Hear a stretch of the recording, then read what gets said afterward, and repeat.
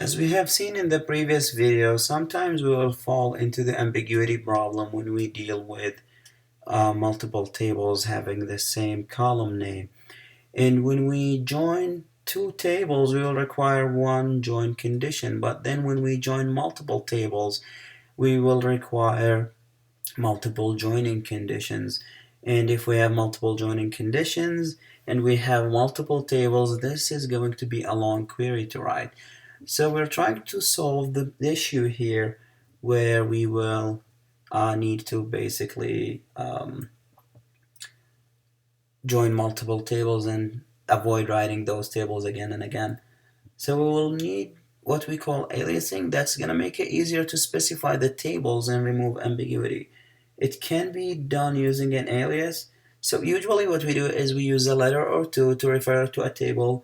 We try to make it somewhat readable, and the syntax is pretty easy. So in the from clause, we will follow the table name with the alias, and then we will use the alias in the select clause as alias.column name.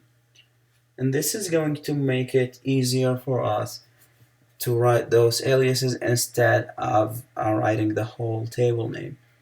So let's look at an example that will show how aliasing is helpful.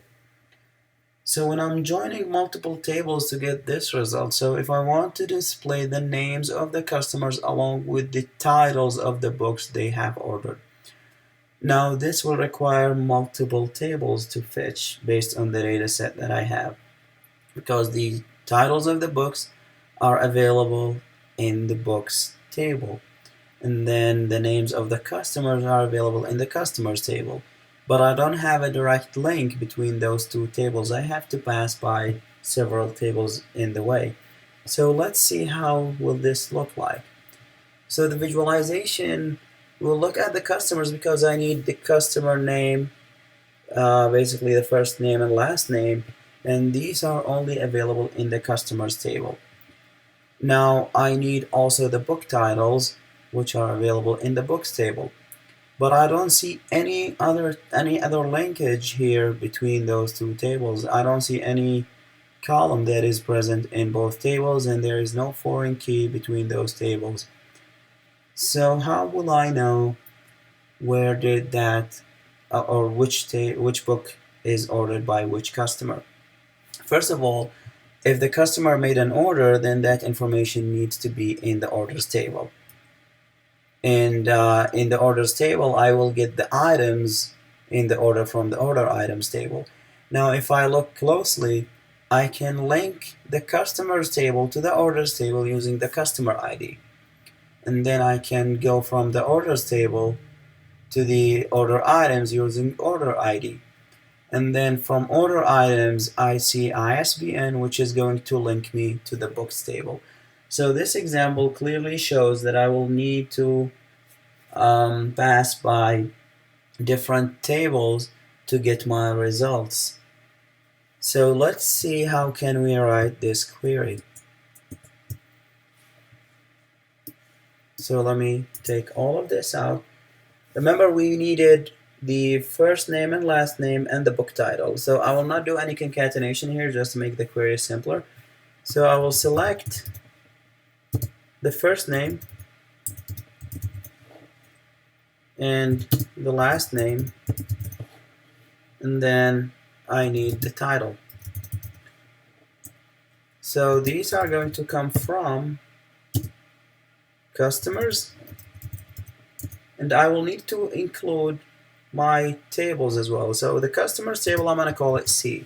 So these are going to come from C. I have the first name is going to come from C, and last name is going to come from C. So I can say C dot first name, and I can see as well C dot last name.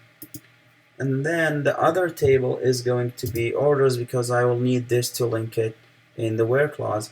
So orders is going to have the letter O, and order items is going to have the letters OI, and finally books is going to have the letter B.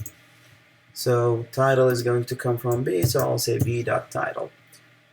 Now what I need to do is I need to do some filtration based on the one that we had in here.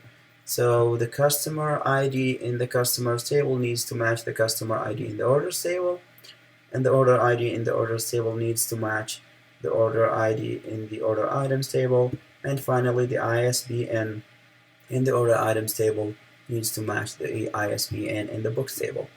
So let me go back to my query and write those down. So I will say where now c dot customer ID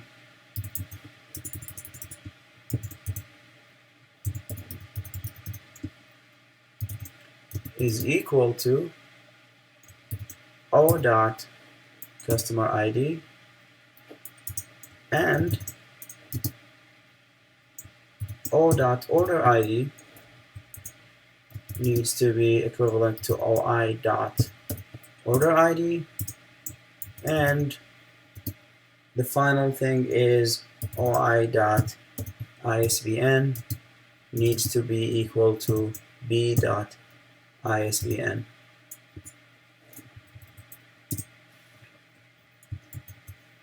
So let me run this, and I just have a typo in here.